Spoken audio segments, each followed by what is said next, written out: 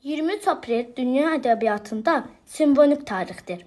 Bu tarixdə kitablara, müəlliflərə dünya miqyasında ehtiram göstərmək günüdür. Kitab bizə nə verir? Keçmişlə gələcək arasında əlaqə, nəsillər və mədəniyyətlər arasında bir körpü olan kitabın sehirli gücü bütün dünyaya yayılmışdır. Kitabın dəyərini öz əsərlərində əks etdirən böyük şairlər Nizami Gəncəvi, Molla Pənah Vaqif, Füzuli kimi dahi şairlərin adını çəkmək mümkündür.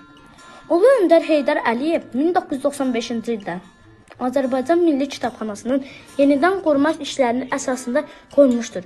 Ulu Öndər 1995-ci ildə iyun ayının 3-də Milli Kitabxanaya gələrək söyləmişdir. Kitabxana xalq və millət üçün müqəddəs yerdir. Mənəviyyat zəka mənbəyidir. Eyni zamanda öz şəxsi kitabxanasından 300-dək çox qiymətli kitab Milli Kitabxanaya hədiyyə etmişdir.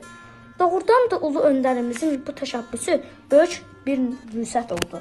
Ondan sonra Azərbaycanın görkəmli alimləri Ziya Bünyadov, Budaq Budaqov və başqaları Milli Kitabxanaya öz şəxsi kitabxanalarından kitab bağışladılar. Gəlin bu təşəbbüsü biz gələcək nəsillərə, nümayəndələri də davam etdirək. Dünyada ən böyük xəzinə olan kitabı bir-birimizə hədiyyə edərək gələcək nəsillərə ötürək.